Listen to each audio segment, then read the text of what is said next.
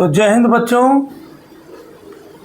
अब आपको पता है कि Delhi police constable, minister, AW wireless operator, driver की वैकेंसी आने वाली है। अभी देखो नोटिफिकेशन तो आया नहीं है। अभी जब तक नोटिफिकेशन नहीं आता भर्ती का निकलना बहुत ही मुश्किल है। पर इससे पहले मैं कई चीज़ें बताना चाहता हूँ। सबसे पहले है उम्र के ऊपर। उम्र के बारे में आपको पता है कि जनरल की और EWS की उम्र है 18 से 25 साल। जो OBC में बच्चा आएगा उसकी है 18 से 28 साल। जो दिल्ली पुलिस कर्मचारी का बच्चा है, जनरल का हो चाहे EWS से हो या OBC से हो, तो 29 साल तक भर सकता है। SC ST 30 साल तक। तो ये है हमारी उम्र के ऊपर। अब है योग्यता। दिल्ली पुलिस में जैसे आपने देखा है कांस्टेबल के ऊपर 12th का पास होना बहुत ज़रूरी है, यानी कि 10+2। अगर 12वीं पास नहीं है तो वो फॉर्म भी नहीं भर सकता। तो जब ये चीज़ें पूरी होंगी तो मैं इस भर्ती का पूरा प्रोसीजर बताना चाहता हूँ। तो सबसे पहले 10वीं 12वीं का अगर डॉक्यूमेंट है तो सबसे पहले वो बच्चा क्या करेगा, अपना फार्म भरेगा। जब कांस्टेबल के फार्म निकलेंगे या किसी के निकलेंगे तो शुरुआत यहीं से होती है, फार्म का भरना।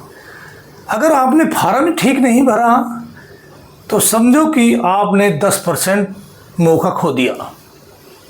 जब बच्चे का फार्म सही भर जाएगा, जब उसका एडमिट कार्ड आ जाएगा, तो समझो कि उसने 10% किला जीत लिया। मैं 100% बात बता रहा हूँ। अभी मैंने 10% की बात बताई, एज के बारे में बताई मैंने, ठीक है। और अब मैं बताई योग्यता बताई कि भाई 12वीं पास होना ज़रूरी है, चाहे ऊपर कितना भी हो, ठीक है। अब उसने फार्म भरा, किसी ने डेट ऑफ बर्थ गलत लिख दी तो समझ लो कि वो उसने अपना कैरियर ख़राब कर दिया। तो अब उसने फार्म भर दिया तो समझ लो कि उसने 10% अपनी बाजी जीत ली है। अब रह गया 90%। फिर आता है लिखित परीक्षा।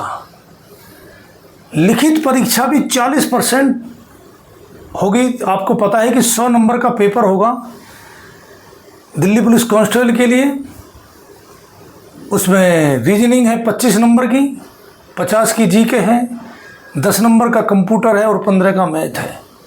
कोशिश ज़्यादा से ज़्यादा करो नंबर लाने की, क्योंकि इसमें नेगेटिव मार्किंग 2020 से लागू है। पहले इससे पहले नेगेटिव मार्किंग नहीं होती थी। तो जो बच्चा इसमें पास हो जाएगा तो समझ लो कि उसने 40% बाजी जीत ली और 10% उसने फार्म के ऊपर जीती, तो वो 50% उसने कवर कर लिया अपना। अब मामला आता है फिजिकल का।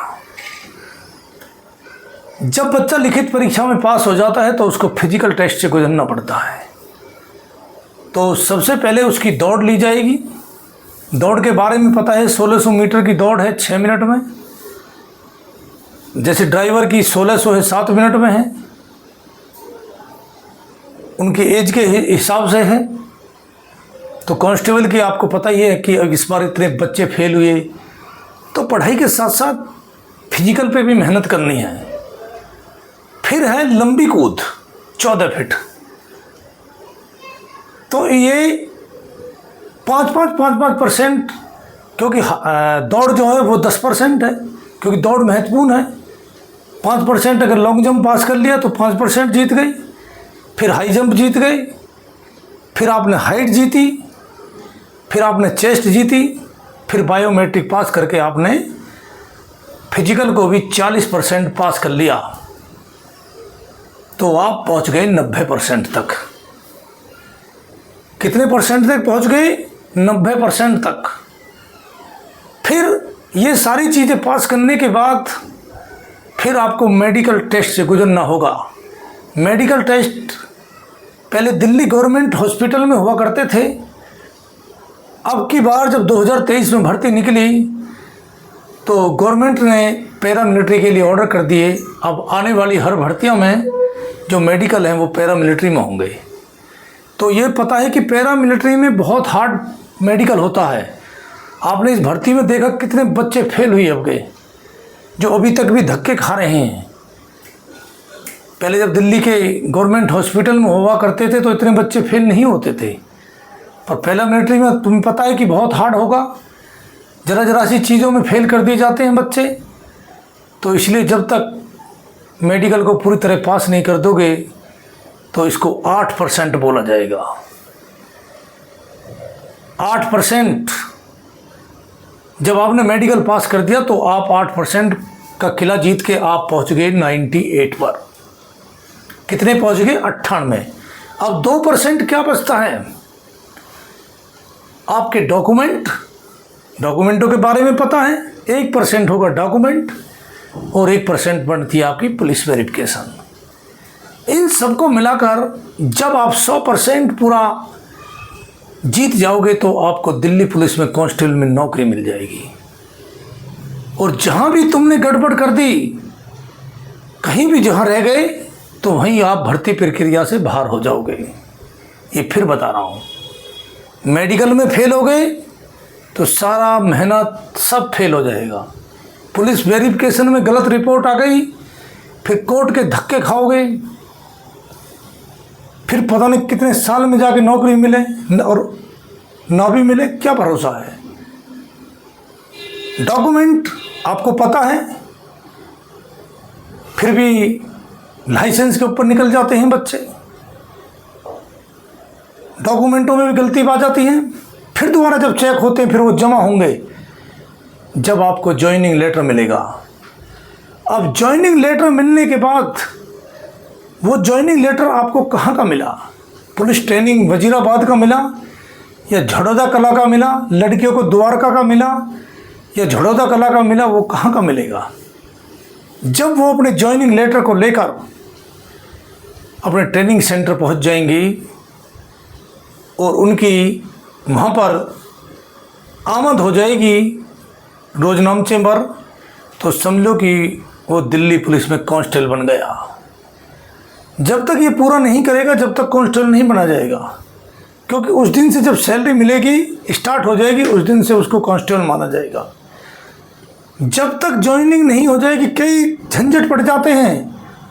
कई बार क्या होता है कि बच्चों को ज्वाइनिंग का लेटर मिल जाता है और गांव में झगड़ा कर दिया जाता है, उसके ऊपर केस लगा दिया जाता है। तो वो बच्चा खुश हो रहा है कि मुझे ज्वाइनिंग का लेटर मिल गया। मैं फिर बता रहा हूँ, जब तक वो ट्रेनिंग सेंटर में पहुँच नहीं पाएगा तो जब तक ज्वाइनिंग का बहुत मुश्किल है।